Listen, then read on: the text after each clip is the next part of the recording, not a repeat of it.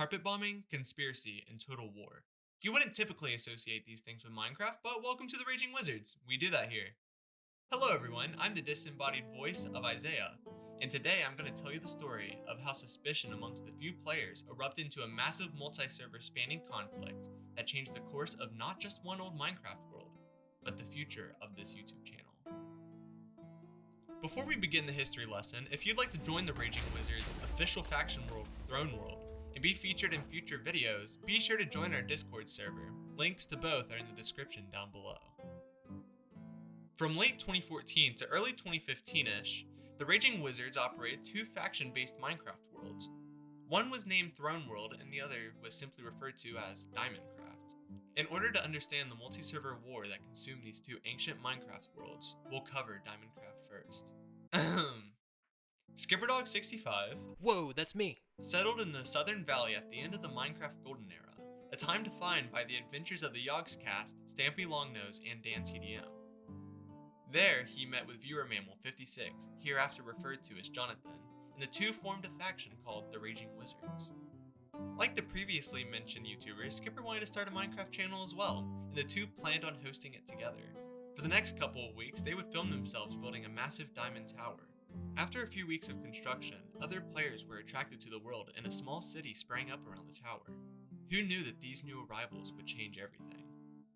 The most significant of these newcomers we're gonna call, Random Player 123. Yeah, that's the name I'm gonna give him because I don't have his permission to use his gamertag and I don't want to potentially risk getting sued. And anyways, upon joining the server, Random was angered by what he saw. He took issue with the wizard's alleged use of creative mode when building the diamond tower, and believed it would be better for a tall tower of lies not to stand at all. After spending a few days in the Southern Valley, Random traveled east and set up a small state in the high peaks overlooking the diamond tower.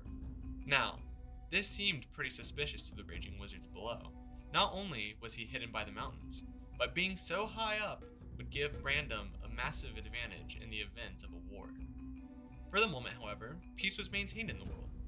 Random kept mostly to himself and didn't interact much with other players, but as time went on, this only caused suspicion amongst the Raging Wizards to increase. Skipper, unlike his peers, was not really ready for any conflict. Being the lazy individual he was, he had still yet to post a single Minecraft video to his YouTube channel. So while he thought the idea of a war series was pretty neat, he didn't have the space on his computer to actually film it. To prevent war from breaking out before he was ready, Ryan began building railroads and camps in the opposite direction of the High Peaks colony, hoping this would help ease the tensions between both sides. However, Random would only see this expansion as more reason to act against the Raging Wizards. As the situation worsened and war seemed inevitable, Skipper's second in command, Jonathan, traveled through the mountains to finally see what Random was up to. Fortunately, he was offline at the time and Jonathan was able to sneak in. As he looked through the chest, he found stacks of TNT and ingredients for more. Jonathan quickly sounded the alarms, and the entire valley began to prepare for an attack. In just a few days, they built storage bunkers, traps, and bred an army of dogs to fight with, which I'm pretty sure falls under animal cruelty, but hey, just don't worry about it. The Raging Wizards thought they were ready. They hadn't fortified the diamond tower at all because, this thing's literally made of diamonds. No way he'd destroy something so valuable and priced, and then he nuked it. Using the mountains as a launching pad, Random built over to the tower and blew the whole thing sky high. Just to add insult to injury, he proceeded to cover the remains in lava and then doused it with water, turning the whole thing into an ugly cobblestone pillar. What a jerk. Random's attempts to move into the valley and conquer it by force were soon cut short, however. Despite losing their tower, the Raging Wizards still had access to large amount of supplies and, in petty revenge, blew Random's base off the face of the mountains. This is when the conflict boiled over from just an isolated squabble between 11-year-olds into a multi-server war between 11-year-olds.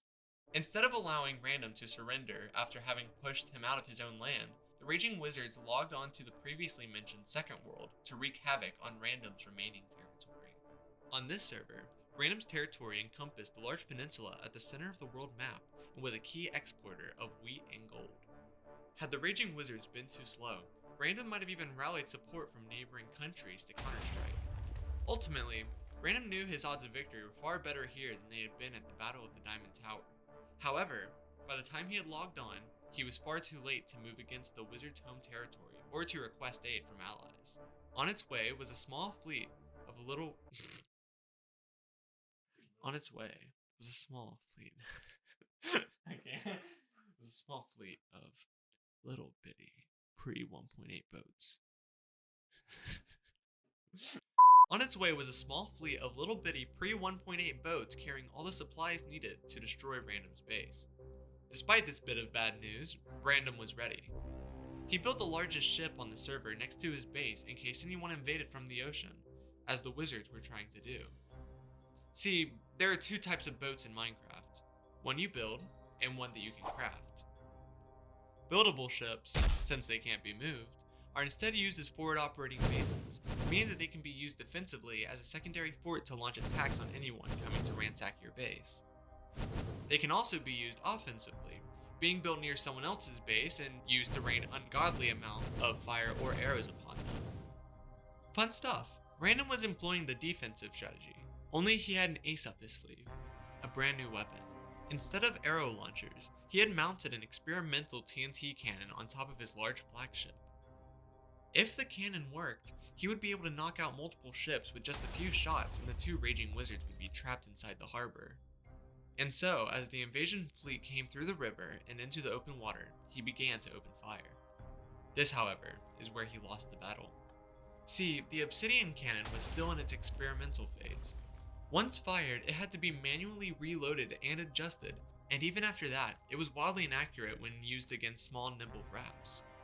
Even as he fired repeatedly at them, not a single shot hit, and they were able to lay siege to his city. Taken from Random City were chestfuls of his best armor, TNT, obsidian, and massive amounts of gold.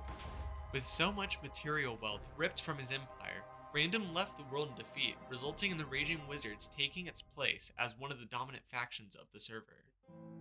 Immediately following the war's conclusion, Skipper would declare himself the Raging Wizard's emperor and would insist to the other faction members that Diamondcraft should be kept as a private memorial site, far removed from any potential threats. Despite having ascended through the ranks of the server hierarchy, threats posed by rival kingdoms and factions began to quickly emerge as many of the major powers would enter into an age of rapid expansionism. But as the Raging Wizards would discover, the greatest threat to their new, sprawling empire would come from within. In just a matter of months, the Dark Revolution would soon begin. Now, if you want to be part of the struggle, be sure to join our Minecraft server. Realm code is right here on the screen, and our Discord server link is in the description down below. We'll see you next time. This has been brought to you by iDot.